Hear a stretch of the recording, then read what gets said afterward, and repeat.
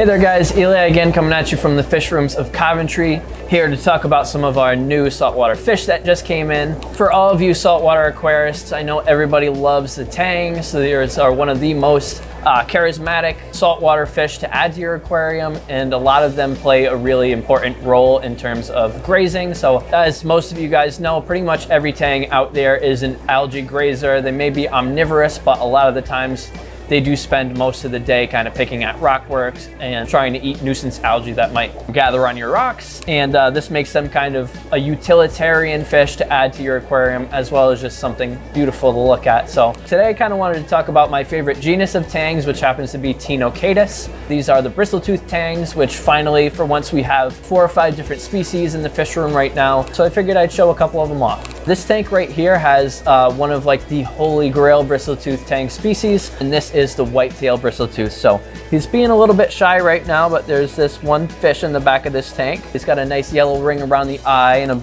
burgundy body with yellow stripes, and a nice whitetail for which he gets his name. These guys are a really cool tang. Like I said, being a Bristletooth Tang, they are one of the best algae grazers that you can add to your aquarium. In comparison to some of your other species of tangs, whether they're Acanthaurus or Zebrasomas, the Bristletooth Tangs generally do pull a lot more weight in eating algae. So these guys are great to help keep frag plugs clean, keep the spots in between your corals on your rockwork clean, because they basically graze all day long. As the name Bristletooth implies, their rows of teeth do resemble basically the bristles of a toothbrush.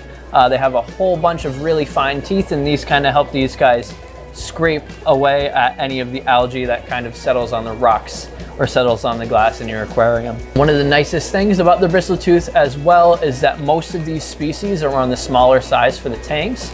So this whitetail is only going to get maybe 8-9 inches full grown, which is a lot smaller than even say sailfin tangs that I've seen approach 12, 13, even more inches in length sometimes, or a lot of your Acanthaurus that might max out at 10 to 12 depending on the species. A lot of these guys are going to be 8, 9, maybe even smaller, with the exception of a few different species. In addition to this whitetail Bristletooth that we have right now, we also have the Truncatus Tang, which is a yellow-eyed coal. This is the spotted variety. Another really pretty fish, kind of a burgundy color down the sides with nice spots and a yellow ring around the eye.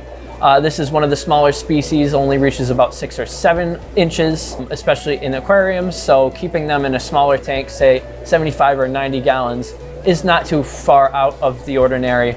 Should still keep this fish nice and happy and not be too stressful in terms of size requirements. So with some of the bigger species of tangs, if you were to try to put, say, a large sailfin tang in a tank that it's only 70, 90 gallons, somewhere in that range, it's going to stress this fish out a lot just because they need a lot of space. Whereas these smaller tangs generally do a little bit better in these smaller tanks because they have a decent amount of roaming space still, and it keeps them on the less aggressive side because they don't feel so cramped in these aquariums. So those yellow-eyed coals are a great option. Also the Tamini Tang, which I happen to have a couple of right now, the flame fin Tamini, really good option for some of these smaller tanks if you do want an algae grazing tang, just because their max size is only about 6 or 7 inches and they shouldn't outgrow these tanks. A lot of the Bristletooth Tangs also happen to be some of the less aggressive tangs in general. So whereas powder blue tangs, powder brown tangs, clown tangs, sohals, a lot of these other Acanthaurus tangs happen to be really aggressive and really territorial. Most of the times the Bristletooth Tangs are a lot more chill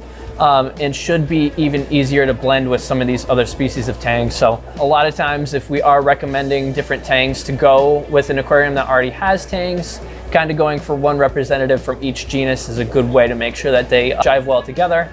And the Bristletooths should definitely do all right with Acanthaurus tangs and Zebrasoma tangs in the aquarium.